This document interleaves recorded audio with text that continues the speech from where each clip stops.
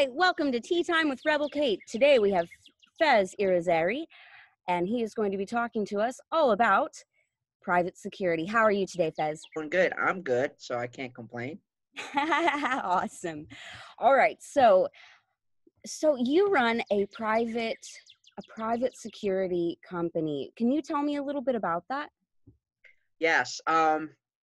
Basically the company started last year in September, and I've been doing this for over 26 years. And I believe it was time to change a little bit. Can't change the whole world, but it can change a little bit about what we do. Our security company, our private security industry, it became a very secondary to law enforcement. I always see it that way. And we provide the customer aspect of it, customer service, and we give them an opportunity to help law enforcement to be their eyes and ears. That's in a nutshell. We prevent crimes happening and give them, if it does happen, we give the information to law enforcement for them to proceed with that information. Security is a very broad company. Security industry, we do different things, from armored truck all the way to, plain clothes loss prevention. So we really have a very broad horizon in our industry, just like law enforcement works, from that all the way down to doing undercover work. And the funny thing is, we also can do undercover work. And that's where our security industry comes in. Like I said, we're Interesting. very broad. Yeah. So I understand that you actually started as a police officer. Tell me a little bit about that. How? Yeah, well, in all reality, we actually started security when I was actually 18 years old. That's what interests me. And then I became a private investigator.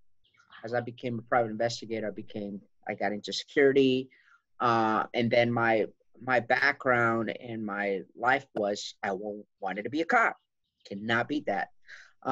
So I joined a police department, Bossier City, Louisiana, and I had this great opportunity because I was the only Hispanic between Shreveport and Bossier City, and that's what we call Cattle Parish.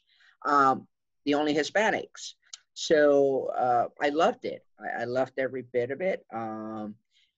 It seems that their life changes in our path, and we decided to come back to Florida and try to pursue the security industry. The growth is beginning. So I became a cop for 4 years.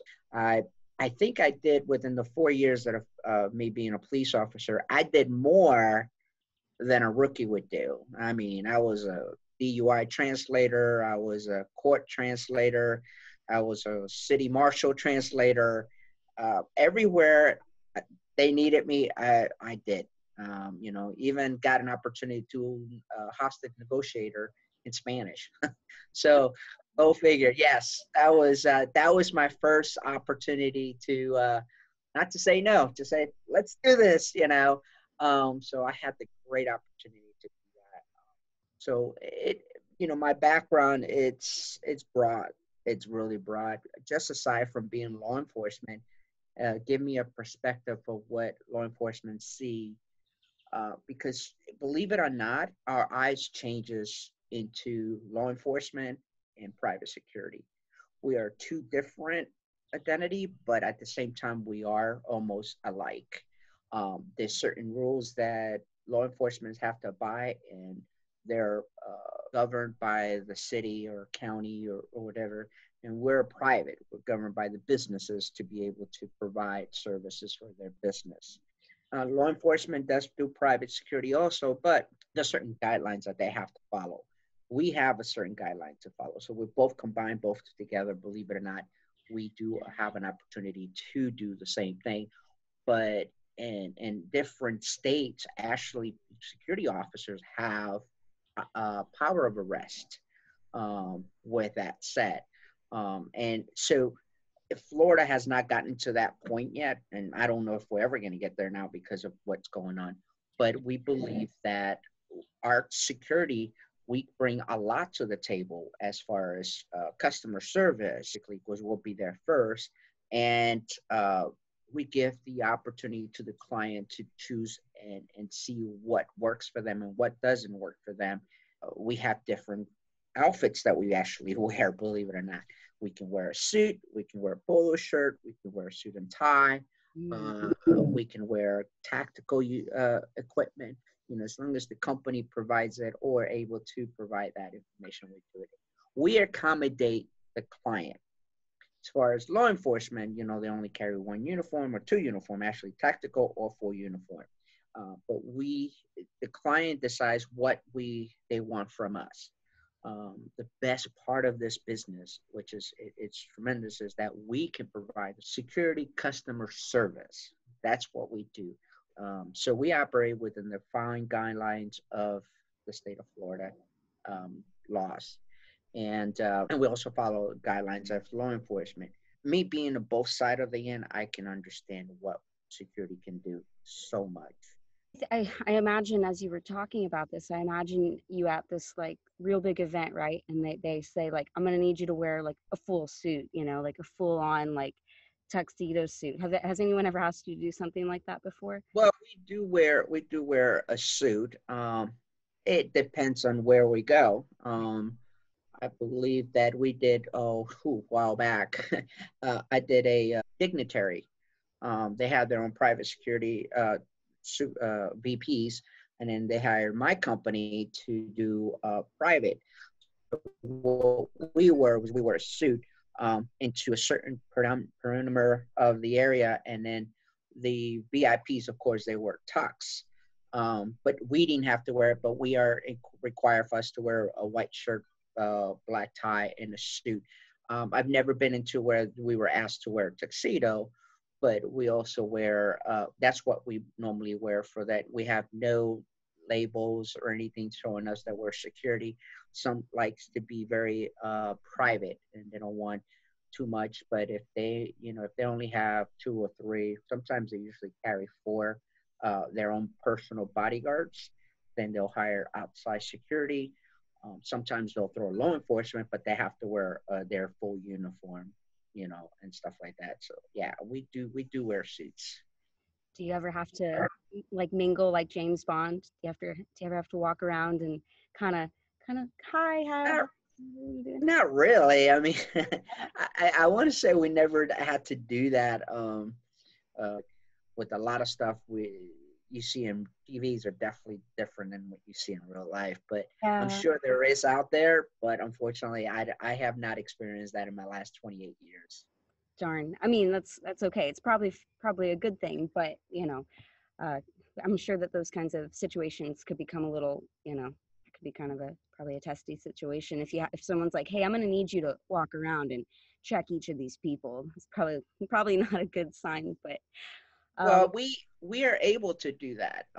If they have somebody a high priority, low profile kind of individual, and they're doing an event, and they can ask us to do, they'll have a list of names and that are part of what we can do, and say, hey, can you check up on the background of these individuals? And that means a level three. Kind of expand or find out each individual what they do, if they're invited, how they were invited. It takes a lot of work prior to all that, but if they require us to do that, it becomes a whole different level of security.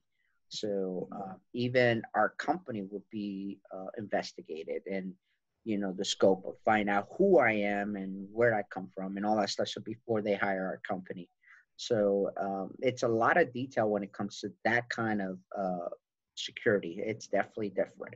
I've actually seen you interact, with the building, and someone comes in and you say, "Hey, how you doing?" And I think to myself, like, that's exactly the kind of person I would want fronting my business or my company. You're friendly, you're kind, you make people feel like they're welcome, and I think that that would probably deter a lot of mischief.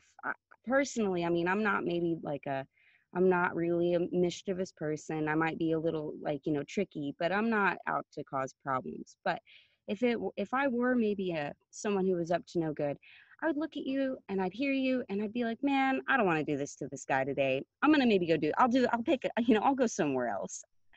So I think I think your personality is just, it shines with such goodness that if I were up to no good, I wouldn't mess with you. So Well, I mean, part of uh, part of that is comes to customer service. Acknowledge the person, make eye contact. Those kind of things helps deter a situation. It can also backfire because people will see, oh, well, he's nice, he's not going to do anything. But in that case, me being in this industry, I've learned different uh, aspect of it, the how to be the nice person, how to know when to push that button or where to be at that level, um, because you don't want to be rude, but also I've caught myself where someone be rude to me and I try to be nice, but then it becomes harder, and then I become back. I lose the temper, right? I'm like, whoa, what are you doing? You crazy? We want to be very, very gentle. So I've learned the sensitivity program. I've learned to sympathize with people, empathy. It's all these programs that security needs to take, which they don't take these things. So I made it a journey and a point to my company to do that so they understand that not every person is a bad person, even though we don't know what their stage of mind is or where they're at. And sometimes some of them you can't fix, you can communicate because their back of their mind is you're stopping me from doing what I want to do, or you're stopping me from putting food on my table, or going hungry, and they don't understand that's always a different way of doing. So our personality is the way I was I want to say brought up, but also learned in the past of my years is to be kind and smile, because smile can break somebody, believe it or not, and go, wow, this guy is great. So I've learned to smile and be, leave your personal situations aside and focus on what's in front of you. But I've learned I'm still learning, believe it or not, still learning how to be able to. Some people deserve to be talked to, and some of them are like, hey, what do you want? That's usually not the way to do things, but it's because it's the way. If they see your vulnerability and they see that, oh, this guy ain't gonna do nothing, you gotta be nice but firm and let them know. It goes, hey, how's it going? How can I help you? It's kind of that sense. So you want to be able to, greet people the proper way, and different people. It doesn't matter what race or color or whatever. You always want to greet them as like you would greet somebody from your own home and say, hey, welcome. How can I help you? What can I do for you? Or those are the words. But I've noticed, and in the security industry, it has its bad apple. And I've heard people made a comment like, yo, what's up? Or, yo, what can I do for you? It's not, yo, what can I do? Hi, ma'am, or, sir, how can I help you? Or, sir, what can I do for you? It breaks both ways. And I love my industry. Don't get me wrong. It's a growth. But sometimes people see me as too nice of a person, but they don't see the good side of me. And also I have to learn to keep that level, and that's the difference between law enforcement and us. Law enforcement comes in there and straight on attack, um, but because they have to do that, it's sometimes it's so hard to listen to every aspect of the news and everything. It also brings us a bad name too, because security goes, well, security does the same thing. No, we don't. We actually try to be more open minded and think outside the box. Um, but I'm a firm believer that I back up the blues, and as a security officer, we do back up everybody. I see you as this tremendous go-getter. With all of these experiences you've had in protecting people. I mean, you were a private investigator. You've done hostage negotiation. You've been a police officer. You do your own private company now, and it makes me sad that First off, I don't want you to think I think you're a pushover. I just wanted you to know that I think that you are very kind, and that is it's a genuine quality that I see in people. But it reminded me of this thing my dad once told me. He said, Kate, you and I are predators, but there are two kinds of predators in the world. You have your sharks and you have your sheepdog. You know, we're the sheepdog. And I think that that is a really great way to express what kind people, you can be kind, but you can also protect an entire flock, you know. So I wanted you to know that that's kind of how I felt about, you know, when I was watching you in action. I was thinking like, this is the kind of person that I would want watching my sheep if I had them. So I I think it's great that you're adaptable. I still wouldn't mess with you. I mean, you know, I'll, if I ever meet a criminal, I'll be like, what do you think about this guy? You know, but but yesterday when we were kind of briefing, what I wanted to know, when do you bring in a second person? Is this based on what the client would ask for? Or do you ever think to yourself, like, this is a lot of people, this is a high profile thing. I want to bring a second person or a third person. What brings you to a point where that would be, or maybe should we talk about this? If there is a criminal watching, maybe we shouldn't. I don't No, know. you're not. You're fine. Now, question is, what do you mean by bringing a third, second person to work as a security officer or to help with a company? Be your backup. At what point would you feel that it would be necessary to bring in backup? Well, what we do is it's based on the client. So, Yeah. say the client wants two guards or three guards. Mostly, it's just like a 24-hour thing, 7 days a week. So they'll say, "Well, I want one guard for early morning, I want a guard in the evening, and I want a guard at night." And that's pretty much a rotation of 24/7. Now, if it gets to a situation where we have a guard working and they need backup, then they'll call. Obviously, our guys will have radios, so they will call us on dispatching and say, "Hey, we might need backup on this." So it depends on where we're at. It depends how fast we can get there safely, of course. We don't do sirens and we don't do lights, but what we do is we get there safely and back up our officers. Depends on what officer we have, working in the vicinity. Um, some we do have patrol guys. We are one of our services patrol, and what does that mean is we'll go to each site and do checkpoints. Basically, we'll lock up the pool, we'll check the gym, or if we have to lock up the gym, and then we'll patrol the property and see if there's um, any illegal parking. The the community or the apartment complex have rules. So if they're not enforced, then that's when they bring us as we'll enforce it for them, and then we'll write them tickets if we have to, or stickers. Some properties want them to tow the cars if they're legally parked on the grass, or if they're parked in a handicap, they want us to tow them. So they give us that privilege to police that neighborhood, or say that apartment complex. So when we send out a guard that works there, say from 6 o'clock in the afternoon to 6 in the morning, then we'll have patrols and we'll have random officers showing up around. If it gets to an emergency situation, they'll call the police department, but sometimes we'll have a dispatch on service, and they'll call our dispatch and say, "Hey, can you have a security? We got a noise complaint." And we're able to respond to that. If we feel uncomfortable with the situation, then we'll notify PD and say, "Hey, can we get an officer to come out? We got a noise complaint, and I'm not comfortable approaching the house, or we're not, I don't want to approach the situation by myself."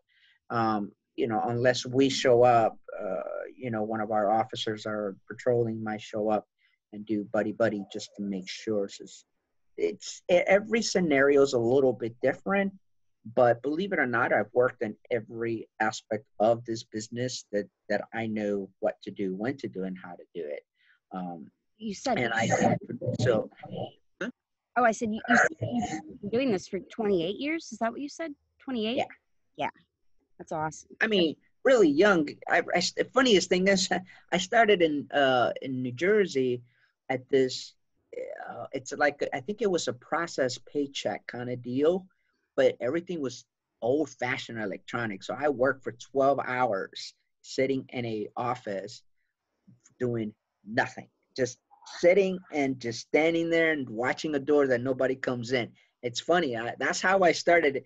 Didn't like the idea of doing that, but as time changed, I got into more interest in other businesses, private investigator. But yeah, I can tell you, I do not mind getting in full gear and uniform and going out there and work my own jobs. That's how dedicated I am to my clients, and make sure that they're happy with my officers' production, and putting out there what they need to put in their report. I think that is fantastic. You are a go-getter. You are awesome, and I think actually one more question because I know No, I'm, go ahead. I'm pushing it a little bit. But Yeah. so when you work as a private investigator, what was like? I don't know if you can talk about it, but what was the craziest thing that you were ever asked to go and investigate?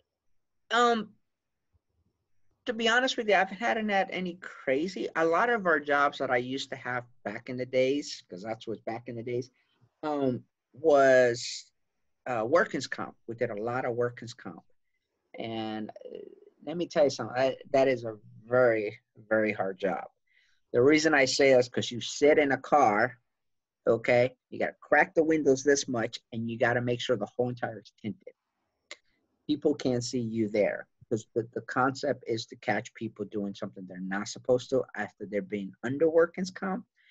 So I think the craziest thing I've done is actually gone to the beach, and I have to change clothes and wear bathing suit, act like a tourist. Part of that. Um, or sometimes I'll sit in a car for hours and it would be sweating that I have to change clothes in my car and wear shorts just to be comfortable because we can't be recognized as PI. Part of that you have to let the police know that hey, there's going to be this car sitting out monitoring some stuff. Uh, but in New Jersey, it's totally different. I've gotten so much tickets in Jersey. Why? Because following husband hires a private investigator to find out wife is cheating or the wife will pay us to do that, and trying to keep up with them. Some people like to speed, so we have to try to catch up with them. Yeah, and I've gotten a lot of tickets up in Jersey. I got so frustrated with everybody. um, I'll tell you a quick story. It's real funny. um, I had to call police department, and I had told the police department that, hey, I'm going to be at this address monitoring this house, because we don't have to give them the detail of the case. We just can tell them where we're going to be. And, you know, please let them know that I'm going to be here and this is the car I'm driving. Obviously, back then I was driving a Chevy Nova. Uh, Shoot, I think I can't remember the year, but it was a nice brand new car. so, so I noticed it, and I knew that I made that call, and I'm like, I told it, but the only part is I never got the dispatcher's name. I'm like, all right, cool. And I see a cop car drive by and he sees me from a distance. I kind of wave, and then he comes back for some reason. I understand. Another car comes behind me, an undercover vehicle, and I look in the rearview mirror and I'm going, that looks weird. I said, oh, well, hopefully my cover wasn't blowing. But I was like, all right, no big. 5 minutes later, I had like three patrol cars in front of me, blocking me, and another one behind me just climb up on me. And I'm like, whoa, what are we doing? I was like, guys, you're blowing my cover. And everybody gets out of the car and was like, what are you doing? Let me see your ID. And I was like, oh my God. I was like, all right. I was like, well, never mind. My cover has been blowing. So they checked me out. They had to check my ID and my lights. And I'm like, dude, I told you guys I was a PI. Goes, And I guess one of the guys said, well, the guys didn't relate the message to us. I was like, are you serious? I said, I've been sitting here for hours. You guys should have at least checked it out. So that was kind of, so I had to end up leaving and cover and, closing out my whole case because um, obviously if there was people there that saw that, they're going to see my car. So definitely my cover was blowing. So that Oh was an interesting thing. Never went back that area again. no. I mean, at what point would you ever file a complaint on a dispatcher for not relaying that message? I seem Yeah, we can actually file a complaint. Not much is going to get out of it, but it I've learned from there on that always confirm with the sergeant on duty or the commanding officer on that shift or whoever's around, and remind them of who you are and what your intentions are at that point, and letting them know, hey, I'm be working in the area. I'm a PI and stuff, but I, you know, I personally haven't done it in a while, just because just to let you know, you have here in Florida, you have to have several licenses to operate, and you have two licenses to work for me, and one is a D license, and the other one is a G. What did they mean? One is a gun; you can carry a gun openly, and in a D, you can't carry. Without the G, you can't carry, but on the D, you can work in uniform without wearing any type of weapons, and that's required by the state of Florida. So we can get in trouble too if we get involved in a shooting. uh, FDLE does the investigation, but also the state does an investigation on us. So even if the FDLE clear us to be okay, the shooting was justified, the state can change their mind and say no, he wasn't justified in our law book. We can get, yeah, it's different. That's what I was telling you. It's totally different than law enforcement, and law enforcement has to have a certain criteria that they get. But the funniest thing is, if we get involved in that, I said, we can go back to work. We don't have to be, they'll just, company would get us another guy. Well, I don't have too many guns, but I can be able to go back to work and not be put in administrative pay or anything like that. I could just get another gun and go back to work. Because we're not a law enforcement. Law enforcement has to go into their investigation is done. FDLE does their investigation unless they tell us, hey, you can't go back to work until this is over. But the state, we have to report everything within the 5-day period that we have to report to the state of the shooting. And then we have to do our own report, and then they will do their investigation. They can find us, if the FDLE says, hey, we found you clear, and the state can say, okay, we found you clear too. And that's it. We move forward. So yeah, it's totally different from law enforcement aspect. Yeah. I mean, I think what you're doing, I think that this branch of I think, well, it's not a branch of private security. It is private security. It's so incredible. It's such a neat concept. I mean, I didn't even really understand that that was a thing until I met you through the Tangerine networking group. I didn't know it was a thing.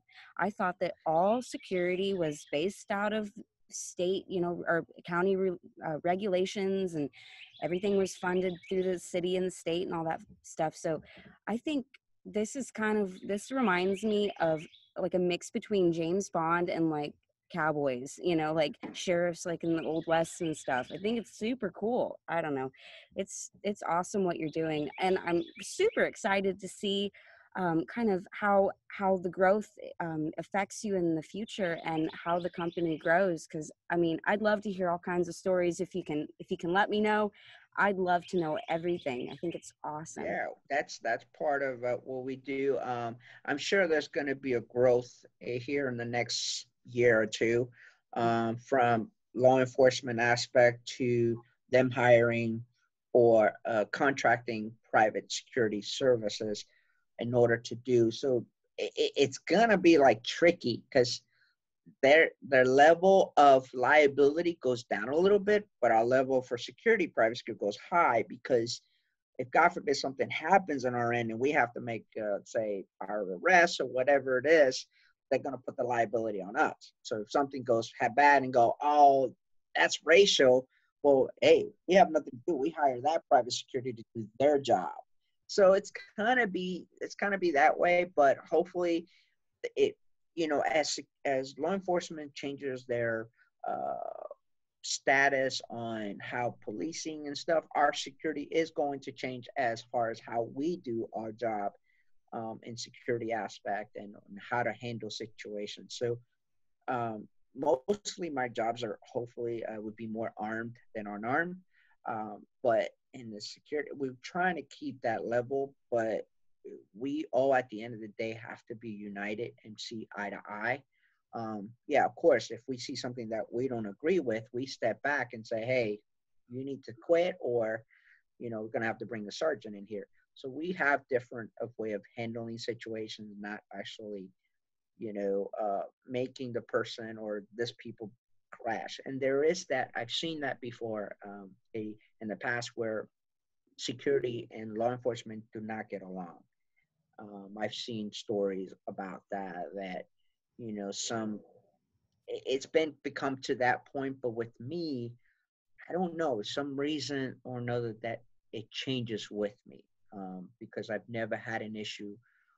Usually, if law enforcement doesn't like the way I do things or the way I handle situations, or if I see something that, I try not to get in the middle of it, because there's always ways of handling situation aside from making them, embarrass them in public, or, act like, say, if they want to take over the scene, I step back and go for it, man. You do whatever you think is right. But at the end of the day, when I make my report, I know exactly what I did. I step back but I think a lot of guys I've seen too many security cockiness going out there too.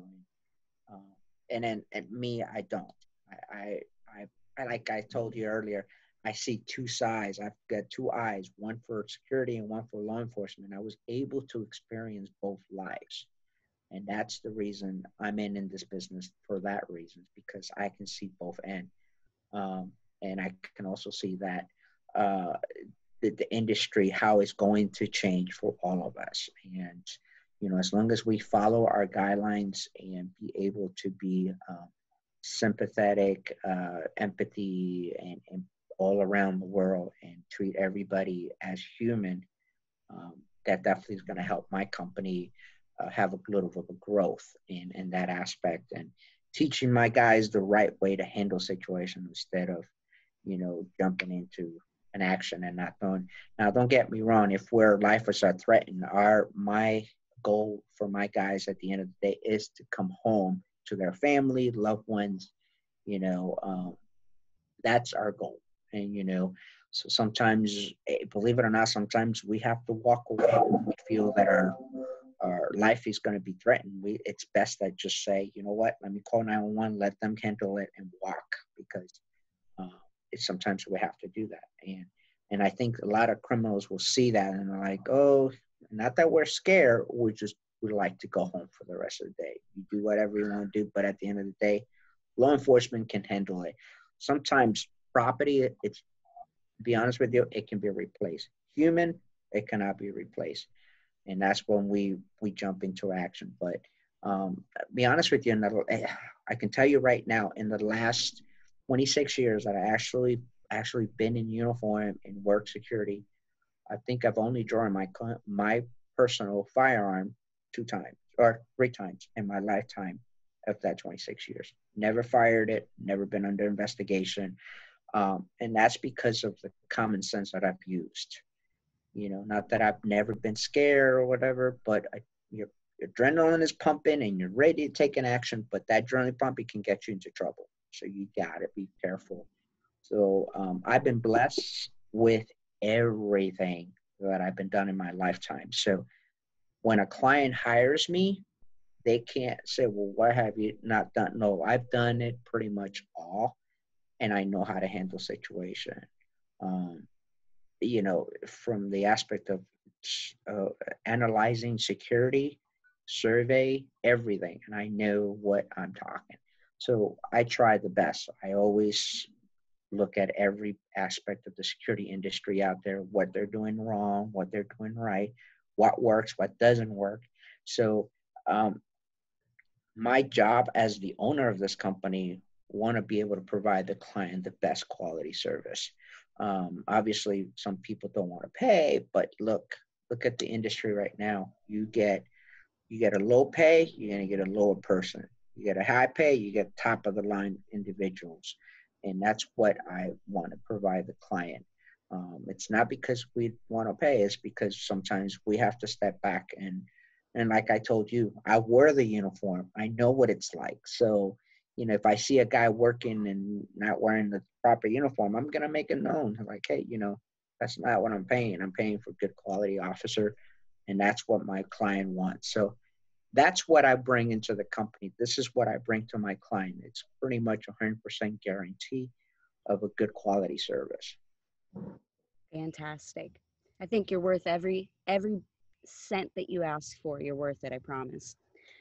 Anyway, all right, Fez, it's been an absolute joy having tea with you Absolutely. today. Anyone, uh, I recommend everybody look up FSW, check them out. They're a fantastic company, and I wish you the best. And I'll be talking to you at our next meeting. All right.